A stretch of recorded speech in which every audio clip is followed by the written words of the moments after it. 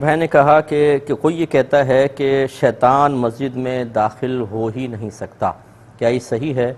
جی نہیں، یہ بالکل غلط ہے، اور ایسا کہنے والا گناہگار بھی ہوگا، کیونکہ اس میں کئی احادیث کا انکار لازم آئے گا۔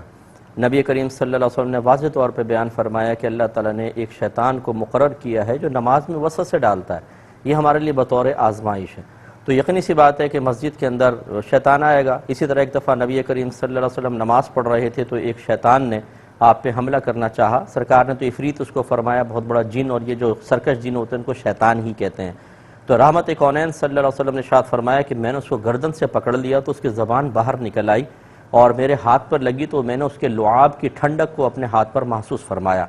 اور فرمایا کہ میں نے چاہا کہ اس کو مسجد نبوی کے ستون کے ساتھ باندھ دوں، صبح مدینے کے بچے اس کے ساتھ آ کر کھیلیں گے، لیکن پھر مجھے اپنے بھائی حضرت سلیمان کی بات یاد آ گئی تو میں نے اس کو دعا یاد آ گئی تو میں نے اس کو چھوڑ دیا۔ اب اس تفصیل میں نہیں جاتا ہوں، پھر ہم موضوع سے ہٹ جائیں گے۔ خلاصہ کلام یہ ہے کہ بالکل شیطان کا مسجد میں آنا ثابت ہے، وہ آتا ہے لیکن بہکانے کے لیے آتا ہے، کوئی نماز پڑھنے کے لیے نہیں آتا۔ لہٰذا یہ جو بھائی اس طرح کے جملے کہتے ہیں بڑے اعتماد کے ساتھ اور یوں ثابت کرنے کی کوشش کرتے ہیں جیسے میری عقیدت اور میری محبت بہت زیادہ ہے، میں زیادہ مسجد کا ادب کرتا ہوں، میں زیادہ اللہ تبارک و تعالیٰ کے اس گھر، جس کو گھر کہا جاتا ہے، بیت اللہ کہا جاتا ہے، اس کی زیادہ تعظیم کے لیے سے جملے کہہ رہا ہوں، تو اس طرح کی جوشیلی عقیدت بعض اوقات جنت کی طرف نہیں بلکہ جہنم کی طرف لے جاتی ہے۔ اپنی عقیدت کو جوش نہیں بلکہ تابع شریعت کریں تو انشاءاللہ فلاح پائیں گے، ورنہ ایمان ضائع ہو سکتا ہے۔ یہ کہتے ہیں کہ بعض نے کہا کہ جو مسجد میں نماز ادا کی جاتی ہے وہ ضرور قبول ہوگی، یہ بھی جہالت ہے، اور اسی طرح کے شخص کا مقولہ ہے، یہ بھی کوئی ضروری نہیں ہے۔ بہت سارے ایسے ہیں، جیسے حدیث میں سرکار نے فرمایا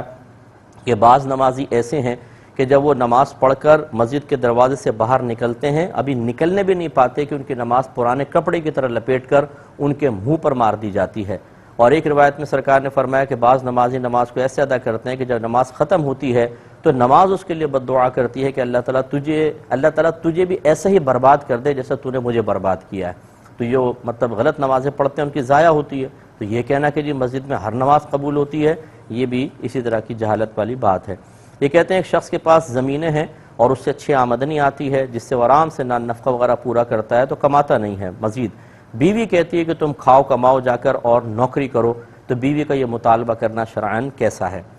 دیکھیں، بالکل بیجا مطالبہ ہے، بیوی کو بالکل حق حاصل نہیں کہ اس میں شوہر کو ڈانٹے ڈپٹے یا ضد کرے، گناہگار ہوگی۔ اس کے لیے نان نفقہ شریعت نے واجب کیا تھا جو اس کو مل رہا ہے۔ ہاں، اگر وہ بہن یہ سمجھتی ہیں کہ شوہر مسلسل گھر میں رہ کر اس کو زنگ لگ جائے گا اور بیکار ہو جائے گا، یا غلط کاموں میں جب آدمی بیکار ذہن شیطان کا کارخانہ کہتے ہیں، اس طرح وہ سمجھتی ہیں، اس وجہ سے وہ کہتی ہیں تھوڑا گھر سے باہر نکلیں گے، صحت بھی صحیح رہے گی، چلے گا پھرے گا آدمی اور اپنی صلاحیتیں سے استعمال کرے گا، اس میں کوئی حرج نہیں ہے، لیکن انداز درست ہونا چاہیے، سخت لہجہ نہ ہو، ڈانٹ ڈپٹنے جھنجھلاہٹ کا اظہار نہ ہو، چیزیں پٹکنا اور لڑتے ہوئے نکل جانا، کچن میں بڑ بڑ بڑ بڑ کرتے رہنا، یہ شرعاً بالکل جائز نہیں ہے۔ پیار محبت سے ان کو ان چیزوں کی افادیت بتا کر راضی کرنے کی کوشش کر سکتی ہیں، ورنہ منع ہی ہوگا۔